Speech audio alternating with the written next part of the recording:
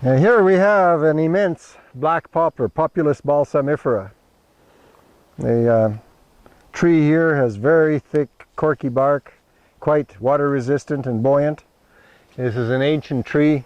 Likely will take at least 3 people to circle this with their arms. If it was hollow, you could almost stretch out in there and sleep. If it fell over, you'd have a home. The tree is growing in an environment where it gets a tremendous amount of water supply to its roots, because basically the notion is that black poplar thrives where it can put its roots into the water table. And generally the tree is the most lightning struck, and its branch structure is kind of weak, so as the tree ages and branches break off, there may be one strip of live bark up the tree and the rest dead, and the tree takes on weird configurations. And you have immense trees of this nature usually don't have much solid wood in them, so they're left alone while other trees amongst them are harvested.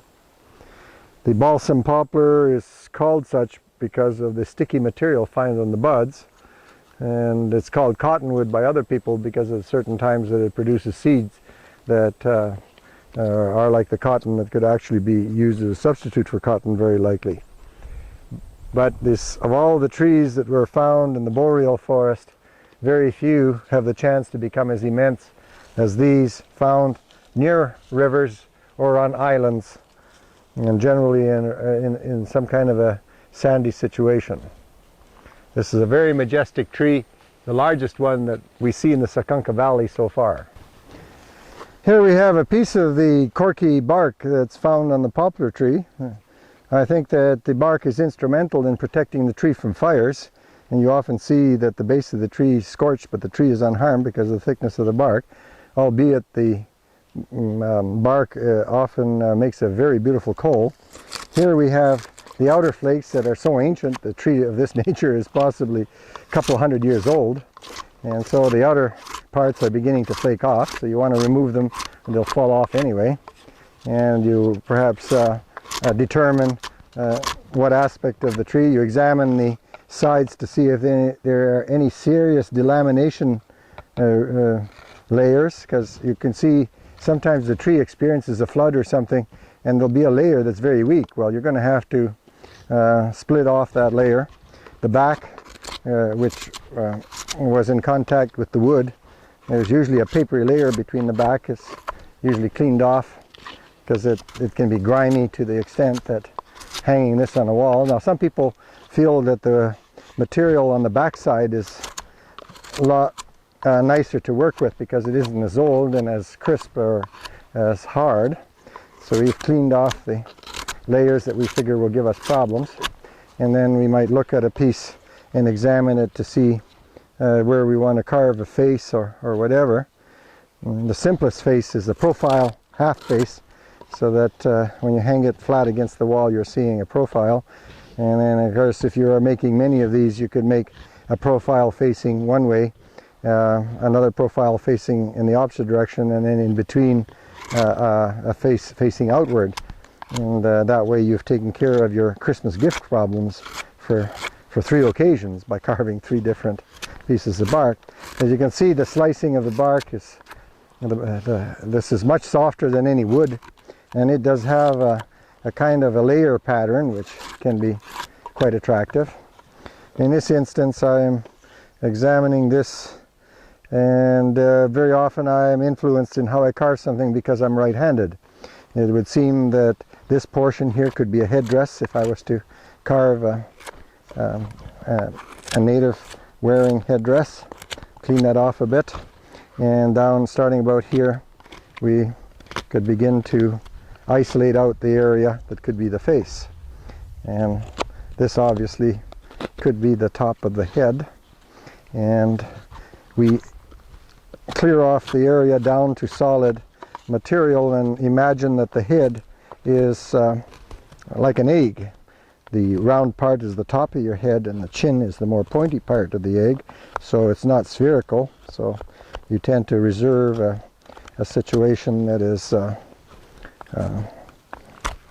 of that shape. Here is the neck. Once the neck and the top of the head are delineated, we find that the point midway between the two, when you include the hair on the head, is usually very much right in the perfect center.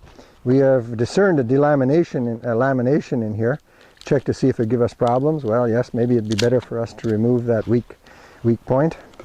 And we'll slice it out and get it out of our way. There, you can see that didn't take much to clear that away. And here we have the profile begins to develop. Now we're looking from the side, and this will be facing the wall, so we see the side. Now we know where the eye is. Above that somewhere is the hairline and the brow. And then we find that at this point, since we know where the hairline is, we can draw in the hair. And if you do it in the form of a braid or long hair, then it does away with the need to carve an ear. And so I have now delineated the part of the face that will be exposed and the part that will be actually covered with hair. At this point, since the eye is there, we know that the nose must be below it, and we choose, generally the rule is the width of an eye is the space between the eyes, the length of the nose, and the length of the ear, and generally the length of the lower chin, just the width of the eye, and then that way you get a proportionate. I have now isolated out the nose to make it more visible, and at that point I know where the cheekbone goes, and I narrow down the jawline, and then at this point I might give myself more latitude for a nose, because the nose has to protrude a little bit of the general.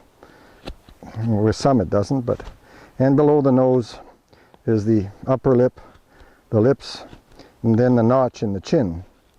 And all you're tending to worry about more than anything else at first is this perfect profile in here, that you might even do that before you do anything else, once you've established the top of the head, and that's the eye, that's the nose, there's the lips.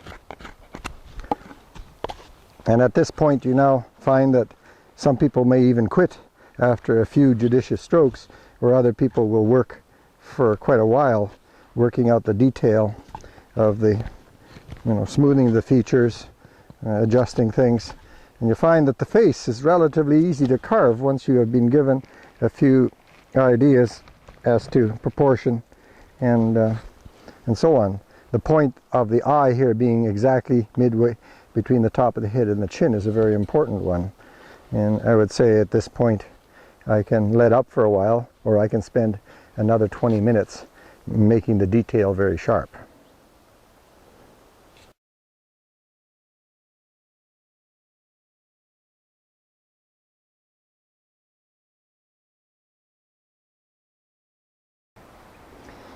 Here we have a piece of the poplar bark that we wish to make a spoon out of it. The piece itself might be much too thick, so we might sort of reduce it by a third by driving our knife in a layer if we can. We can do other things with this one is pretty good in that it doesn't want to split, so we'll just have to shave it down. These shavings, incidentally, when you are lighting a fire, you'll find that the wood is very resistant to waterlogging, and so you can shave off the moist part. I've often done this, shave off the moist part of the bark and then use these shavings to light a fire, and so on. It's an easy tree to work even with a dull tool. Now we're going to create a blank here, carving a spoon or some kind of eating utensil is quite popular with a lot of people, especially in some survival courses, because they're fixated on food and hunger. And we will get this down to bark without cracks and so on. And because it is not extremely strong, you must be careful never to compromise yourself in how you hold it. And don't trust the bark, because any cut where the bark could give away and you slice yourself has got to be avoided. And you'll notice that all my cuts are pretty distinctly away from anything that I don't want to cut. And the switching of ends, and there's no downward force without there being a clear follow through that's safe. So here we're getting the blank that is now going to take a shape of a spoon. It would seem like perhaps the bowl would be around in here somewhere and the handle this way, so we will want to remove the one little portion here. But if you're making a utensil out of this, make sure that you do not get too fine in detail on account the bark is not extremely strong, and if you carve your handle too slim, it'll likely break on you. The other popular carving project that, if it's allowable in school programs, is a pipe for smoking some of our so-called tobacco additives. And what the issue isn't so much making a pipe or making a spoon as it is learning to use a knife safely, so that when the time comes to have to depend on your knife in a survival situation, you're not going to cut yourself unnecessarily. Here we have the bowl. And generally what I find is when the spoon is roughed out like this, to make the hollowed part first. Because you've got a good handle, you've got a lot of control. Most people will carve the outline of the slim handles and everything and then not have the adequate control they would like. So I will work on the bowl. Now, one problem with hollowing something out with a knife, if this knife was bent in a certain way, it would be easy, but because of a straight blade, we have to go through certain contortions. And the problem with the black poplar bark is that it doesn't burn out as nicely as regular wood will. So generally you are in a position of holding your knife in a special way. I don't seem to get much satisfaction trying to carve that way, where I crawl down on my knife and I control it that way. And using just the tip, I take out as much as I want, being always aware that whatever type of force I use, this is not safe by working in the palm and bearing down. I can attest to that by the fact that I just about drew a knife pushed a knife right through my palm once, not appreciating in my early days how easily this bark can split sometimes, and it was a piece of poplar bark that was responsible for the severest jab I ever experienced in the palm of the hand. So you're always switching, and like everything else, it has a grain that sometimes has to be taken into account.